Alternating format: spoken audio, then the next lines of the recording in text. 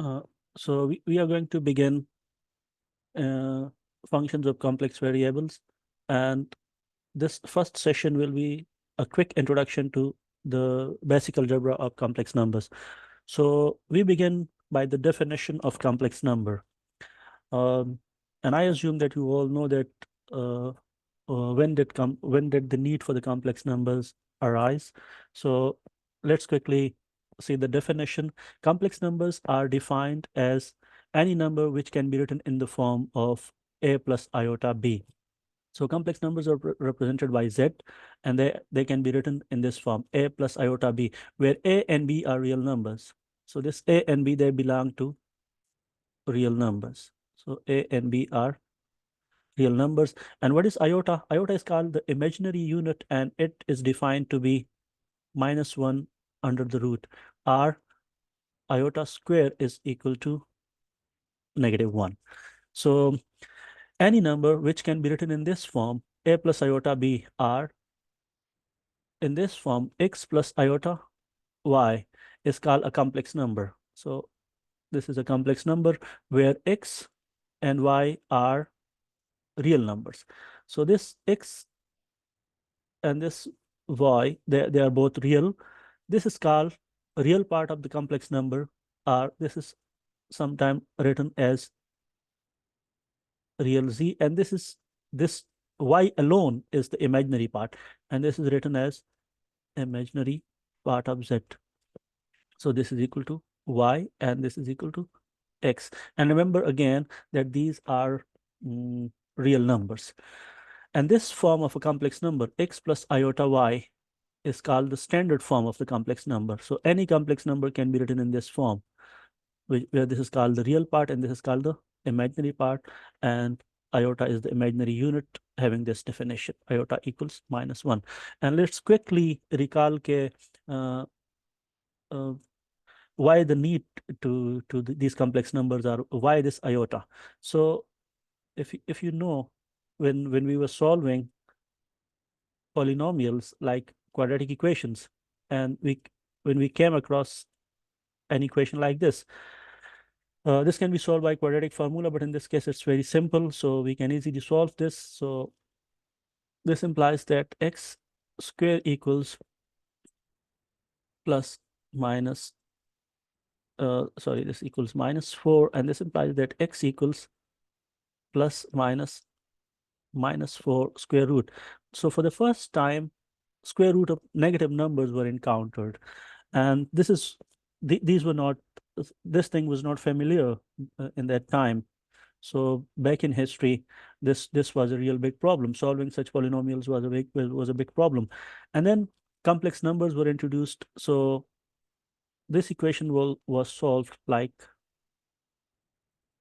4 into -1 under the root. Now this is equal to plus -2, and this thing is equal to 2. And this was defined to be iota. This was set equals to I, and this is what we call it, the imaginary unit, or iota.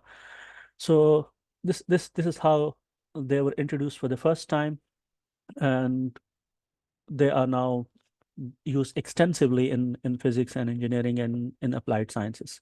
So we will see where these complex numbers are used.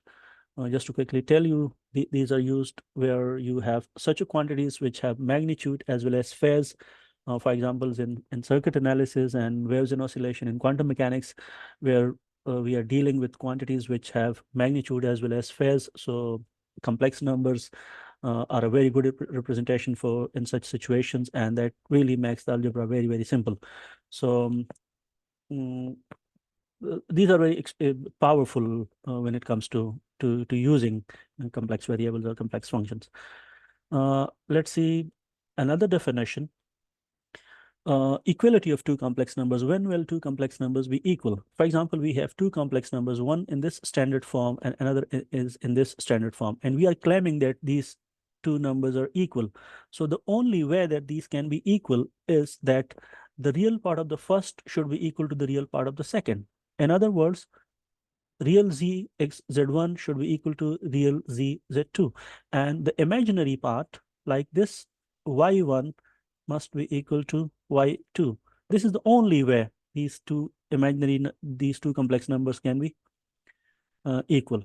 For example, if I'm claiming that I have two complex numbers, like this is equal to a plus b iota, this is z1, and this is z2, which is equal to c plus d iota, where c, a, b, c, d are all real numbers. If I'm claiming that z1 is equal to z2, if this is my claim, so this claim will only be true if and only if a is equal to b and, sorry, a is equal to c and b is equal to d. This is what is implied in this definition. So if you are claiming that two complex numbers are equal, this can only be true if the real part of the first number is equal to the real part of the second number, and the imaginary part of the first number is equal to the imaginary part of the second number. And remember, when we say imaginary part, we mean this b, not b iota. Similarly, we mean d, not d iota. And similarly, when we say z is a standard complex number x plus iota y, so this y only is the imaginary part, not iota y. So keep this in mind. This can be a confusion in future. So this is a very important definition, and this is important in a sense when we will be doing algebra in future. In this discussion, then we will come across certain equations which will be claiming that this complex number is equal to this complex number, and then we will use this as a criteria. Because this is the criteria for the equality of two complex numbers. So this thing can be important later. Let's see another definition. Complex conjugate. What is complex conjugate of a complex number? For example, if we have a standard any complex number in the standard form x plus iota y, then its complex conjugate is defined by changing the sign of iota. If this is plus, it will become minus. For example, if this is x plus iota y, then its complex conjugate will be z bar, and this will become x minus iota y. Some books use for the complex conjugate this z star. So if you're reading from literature, you can find a different notation. Z bar and Z stars are used interchangeably. Mostly this thing is used in the context of physics, especially in quantum mechanics. This is used in mathematics. So the important thing is that we are defining conjugate, and conjugate is simply you have to just reverse the sign of the iota. For example, if I have z is equal to 2 plus 3 iota, then z star, or the complex conjugate of this, will be equal to 2 minus 3 iota. So if iota is plus, it will become minus. Similarly, if I take the conjugate one more time, for example, this is equal to 2 minus 3 iota. Now I have to again reverse the sign. So this will become 2 plus 3 iota, which is equal to the original complex number. So this is the definition of the conjugate. It is very important. It will be used in when we define the absolute value of a complex number or the magnitude of a complex number, and it can be used in division of complex numbers as well. So let's go ahead and see. So arithmetic operations on complex numbers, like you all know, okay, how to add, subtract, multiply, and divide real numbers. So let's quickly learn how to divide, how to do this arithmetic for complex numbers. So for this purpose, consider we have two complex numbers. Like the first one is z1 in the standard form x1 plus iota y1, and the second one is z2 x plus iota y2. And if I want to add these two, how can I add them? Addition is very simple. The addition is defined as if I'm adding these two complex numbers, what I need to do is I have to add the real parts with the real part and the imaginary part with the imaginary part to get the resultant. So look, this is z1 plus z2, and what is being done here is this is the first, this is z1, and this is z2, and I'm adding them. So the result is obtained by, I have to add this x1 with this x2, because this is the real part of the first, this is the real part of the second. So I have added the real parts, and now I have to add the imaginary part. So this is y1 and y2. Remember, I'm not taking iota inside, because I'm taking just the imaginary part, and imaginary part is y1 here and y2 here. So this iota is written like so, and this is now I am adding the imaginary parts. So this is sum of the imaginary parts of Z1 and Z2. And this is sum of the real parts of Z1 and Z2. And I'm putting a plus sign in between and this iota. So this is my, let's suppose the result is, let's say I'm calling this Z3. So this is now my Z3. So this is how we add complex numbers. So for example, if I have, let's say, a complex number, sorry, 2 plus 3 iota, and the other one is, let's suppose, 4 plus 5 iota, then Z1 plus Z2 will be equal to, what is the real part of this? 2. What is the real part of this? 2. So the real parts will be added. So 2 plus 4 will become 6. Plus, I have to put this plus here, and then iota, and then I have to add the imaginary part. So its imaginary part is 3, and its imaginary part is 5. So 3 plus 5 is going to give me 8. So this is 6 plus 8 iota. This is Z1 plus Z2. Similarly, for subtraction, so subtraction is similar. You just need to put the negative sign. What you need to do is you have to subtract the real parts. So if I'm Z1 minus Z2, so I'll put the real part of Z1 minus the real part of Z2. Similarly, the imaginary part of Z1 minus the imaginary part of Z2. Remember, again, I'm note this is a positive sign. The negative is only coming here. So this is a crucial point to note. You do not need to put a negative here. This will be wrong. So this is a very crucial point to note in the case of subtraction, that you have to subtract the real parts and the imaginary parts separately, and then you have this as a result. For example, if I apply the same, if I subtract these two numbers, just Z1 minus Z2 as given above. So in this case, what I need to do, I have to do, now Z1 is coming first, so I have to subtract, I have to do this thing, 2 minus 4, because this is the real part of the second, this is the real part of the first. So 2 minus 4 plus iota. What is the imaginary part? So this is 3 minus 5. This will give me subtraction. So this is minus 2 plus iota times minus 2. And this is actually equal to minus 2 iota. Yeah, iota 2, yeah, 2 iota doesn't matter. So this is coming from subtraction. Similarly, multiplication is also straightforward, just like the multiplication of real numbers, but here we have something extra, as we know that iota square is equal to -1. So this will be something which will make things a bit different, not difficult, but different. So consider we have two complex numbers, Z1 and Z2, and we are multiplying them. So this dot is used for multiplication, or you can simply use nothing. You can represent multiplication without any dot. So Z1 dot Z2 is the same as Z1 into Z2. Now, if I'm multiplying these two complex numbers, this is my Z1 and this is my Z2. This is just the usual multiplication. I have to distribute this table, these brackets. For example, first I'll take this x1 and multiply with this whole bracket. So the first term will be, when I multiply this x1 with x2, I'll get this term. Then I'll multiply this x1 with this iy2. So this term will now come here. iy2 is coming here, and the iota is taken common. So a step is being omitted here, but that's a very straightforward thing to do. Similarly, I have to take this iy1, multiply this with iota y1 into x2, so I'll get this term, and the iota is already taken common outside. Similarly, if I multiply iota y1 and iota y2, this is where I'll get iota square y1 into y2, and this iota square is minus, so I'll get y1 and y2, and this term is now coming here with this minus sign. So this is coming from multiplication. It's simple. Just open this bracket and see, okay, what's going on. So let's do multiplication for these numbers. So z1 into z2, 2 plus 3 iota, and this is 4 plus iota. What I need to do, let's do it very quickly. Let's take this 2 and multiply this with this and this.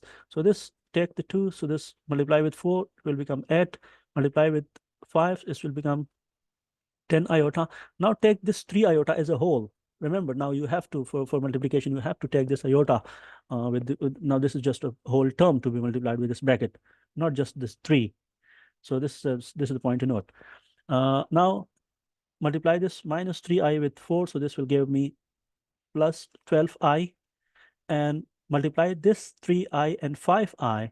So in this case, I'll get 15i square. 15i square is equal to minus 1. So now I need to just recombine thing. This is purely real number, minus 15, and this is 10. When I combine these two, I'll get minus 7. And I have to combine these two, take 1 iota common, and then this will be, I guess, 22 iota. So this is my answer for coming from this multiplication. So that's how you multiply complex numbers. It's very simple, just this extra feature, iota square equals minus 1. Now division is a little bit complicated. I mean, a little bit, not that much, but you have to do one thing extra. So if you have two complex numbers, so this is Z1 and this is Z2. So this is Z1 is coming here and Z2 is coming here. This is the final answer. How can I obtain this answer? Let me not do this. You can easily verify this, and just let me tell you, okay, how this can be proved. You have to use the idea of the complex conjugate. For example, let me do this thing for those numbers. Suppose this is Z1, 2 plus 3 iota, and this is Z2, 4 plus 5 iota as before. And I'm now going to divide these two. So what I need to do is that I have 2 plus 3 iota and 4 plus 5 iota. And I want the answer in this form, in the standard form, like x plus iota y. I want my answer to be in this form, Z1 by Z2. I need to find the answer in the standard form. Now, look, this is already in the standard form, but this is the answer. I have to do some algebra to get to this answer.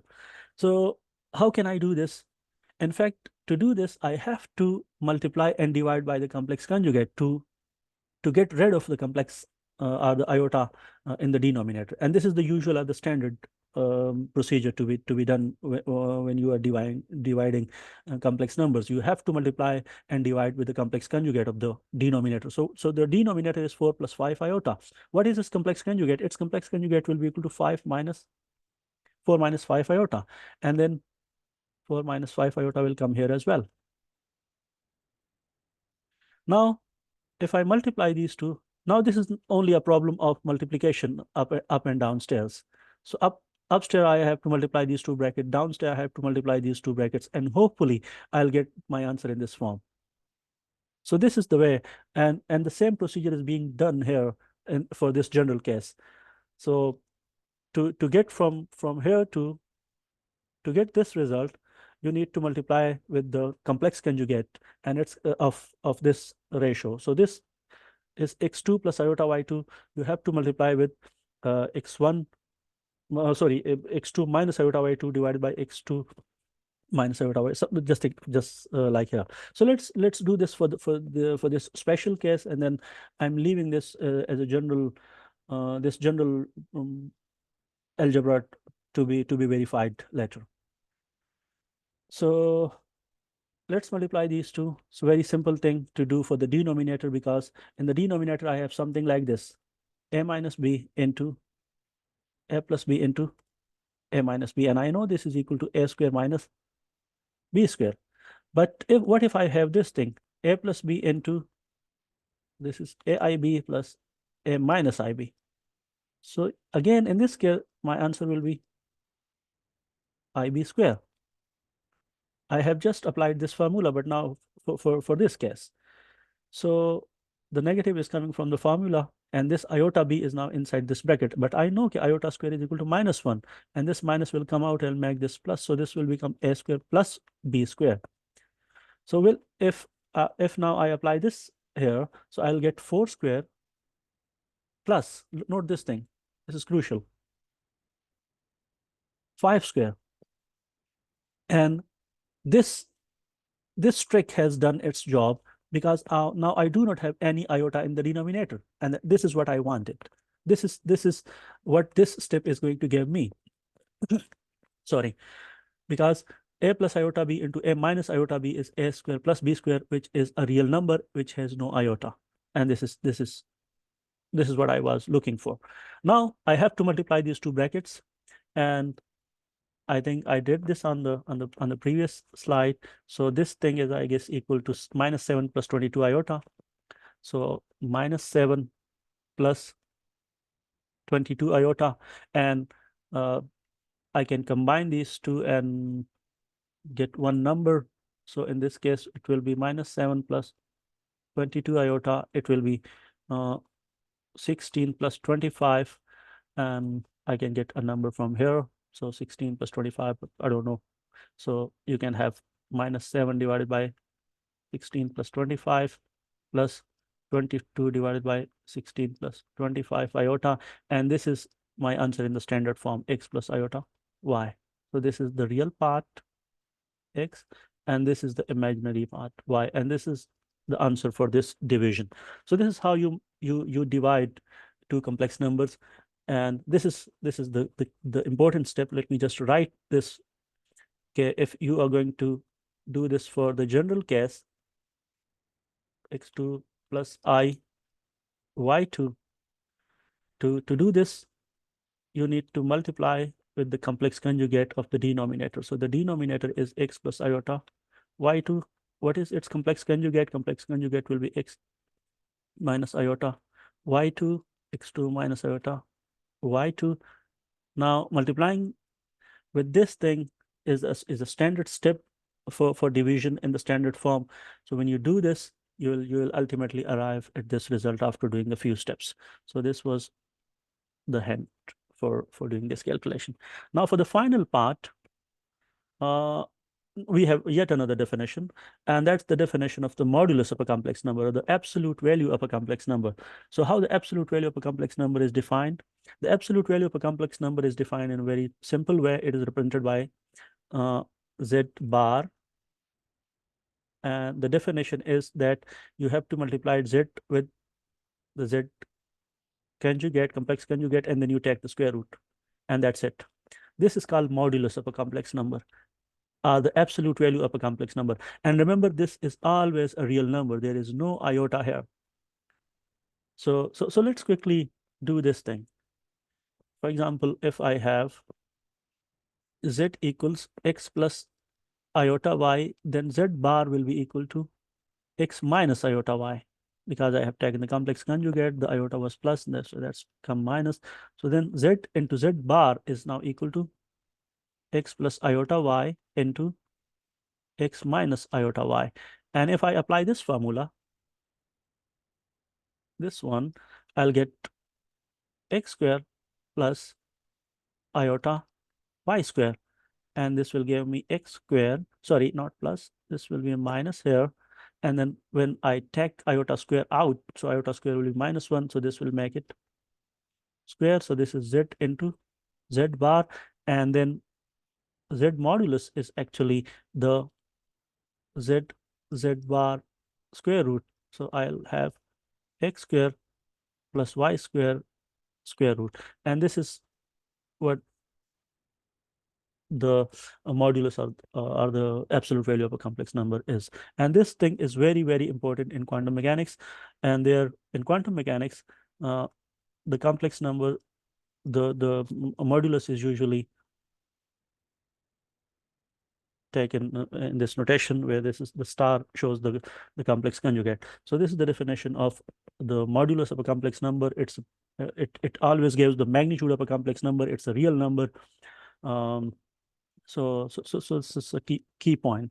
It's positive real numbers, so magnitude, or you can say in geometrical sense, this gives the length of a complex number. We will discuss this in the next slide. So geometrical interpretation of complex numbers. Now, I assume that everybody is familiar with the geometrical interpretation of the real number. We have a real line. For example, this is the real axis. We have this, let's suppose this point 0. The numbers on this side of the real number are called positive real numbers, and the numbers on this side of the real number are called negative real numbers. And then we have infinite points in between these two. Now we have certain concept, like, for example, let's say uh, I can have a number like, let's say, I don't know, let's suppose this is 2.5. So I can have, or let me put it this way. For example, on this side, from 0 to the positive side, towards the positive side, I can have such numbers: under root 3, under root 4, under root 7.5, and so on. But on this side, I cannot have such numbers. Like, I cannot have something like minus 5 square root on this line. And this was the real problem in the history, because these numbers can be represented on the real line. But these numbers, like minus 2 iota, minus 1 iota, minus 1 under root, minus 2 under root, these numbers cannot be represented here. They cannot come on this line because we have a negative number inside a square root, and this is not a real number. This does not make sense in reality. So minus 1 under root. So this minus 1 under root was then given a special name called iota, or the imaginary unit. And then such numbers which are of this form, like minus 5 under root, minus 10 under root, minus 10.5 under root, and so on, such numbers, they cannot come here. If this argument is positive, the thing which is inside this radical symbol within this is positive, it's fine that these numbers can come here. But if a negative number is inside this radical sign, these numbers cannot come along the line, the real axis. So where will they will go? Oh, they go to something like the imaginary axis, which is this one. So all the imaginary units, they go towards all the iotas, they go to the imaginary axis. For example, let's suppose this is the origin, this is 0 point, and this is 1 iota will come here, 2 iota will come here, 3 iota will come here. Similarly, minus 1 iota will come here, minus 2 iota, and minus 3 iota. And now these numbers, like minus 5 under root will be somewhere, like minus 3 under root will be somewhere like here. This is now fine. Minus 2, minus 1 here. So the imaginary numbers, they are represented along this y-axis. This is called imaginary axis, or sometimes this is called imaginary part of the z, and this is called real part of the complex number z. So imaginary numbers are represented along this vertical axis. Real numbers are represented along this real line. Now, one thing more, if you have, let's suppose if I have this number 4, and I multiply this 4 with minus 1, I'll come here. So if I have a point which is minus 4 along the positive x-axis, and I multiply this with minus 1, so 4 multiplied by minus 1, this number will become minus 4, and I'll come here. So if this is a point, let's suppose A, this will become point B, and now my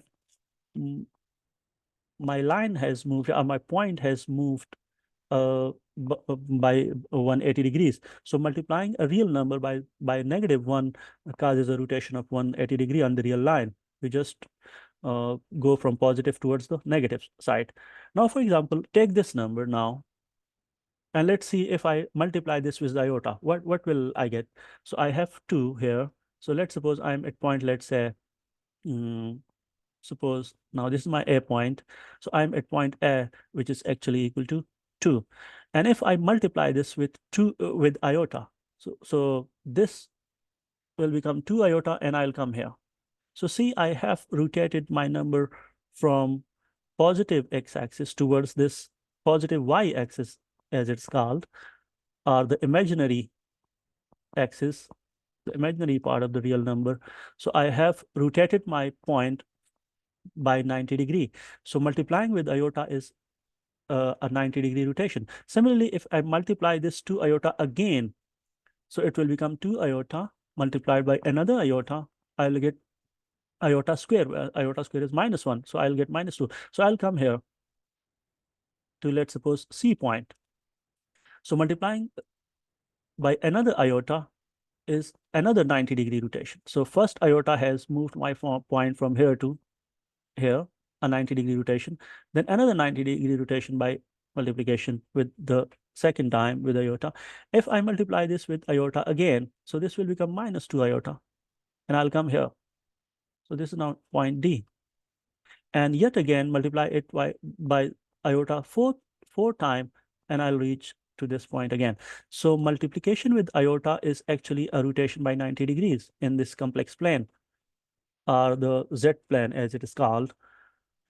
So 4 times iota mean, iota power 4 is actually equal to iota square into iota square is equal to -1 into -1, and I am back to where I was. For example, if I multiply this iota, this 2 with iota 4 times, I'll reach this point again with a 360-degree rotation. So it's an important thing to note geometrically. When you are multiplying iota with something, you are actually rotating that point by 90 degree when you are multiplying with iota once, and so on. So now how to represent a complex number now? If suppose I have a complex number x plus iota y in the standard form, how can I represent this number geometrically on a complex plane? So this is something like this very simple thing. This is my complex number x plus iota y. This complex number can also be written as xy, just like the usual ordered pair, where this is the real part, that's the imaginary part, and this is the imaginary axis, this is the real axis, and this complex number has a, let's suppose, this length is x, this length is x, and this length is, the vertical part is y. Let's plot, for example, a point. Let's say I want to plot this point, let's say -2 plus, let's suppose this is 3 plus 4 iota, let's say. I want to draw this on the on this complex plane. So what is the real part? The real part, x is -3, so I have to move here. It's -1, -2, and this is -3. And what is the imaginary part? It's 4 unit upwards. So this is 1 iota, 2 iota, 3 iota, and 4 iota. So my point will be somewhere here. So this is the point, -3 plus 4 iota, which is equal to 3, 4 point in this usual TD plan. So this is called the first quadrant. This is called the second quadrant, the third quadrant, and the fourth quadrant. This is from the usual plan of the 2D plan. And this is my point, which is 3, 4 point, yeah, -3 plus 4 iota as a complex number. Now, what is the length of this complex number? The length is actually the distance between my desired point, which is 3, 4, and this origin, which is 0, 0. And this length is actually represented by r. R, in this case, this r is actually equal to the modulus, or the magnitude of the complex number. So z is simple to find in this case. Z modulus is equal to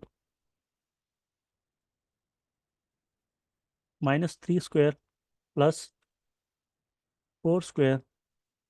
This is 9 plus 16, 25 under root, and we have a good number here. So z modulus is equal to, and this is actually the radius, or the length, not the radius, but in fact the length. Radius can be used for something else then. So this is the length of this complex number, x -3 plus 4 iota. So this is the geometrical interpretation of a complex number. I think I need to stop here. Next time we'll discuss something very important, which is called the polar representation of a complex number. This was just, we were dealing with the standard form, which is the x plus iota y form. But the complex algebra becomes extremely easy once we start representing numbers in the polar form. which is a very, very usual and convenient way of representing complex numbers. And this is where we have advantage when we start representing things in the form, in the Fowler form. Let me just write r e to the I theta. This is what we'll be doing next, but we'll learn how to write numbers in this form, and then the algebra will become very, very simple. We'll have we will use we will learn which is something called the Euler formula and the De Moivre's theorem in our next discussion, and which are very, very powerful equations used in applications.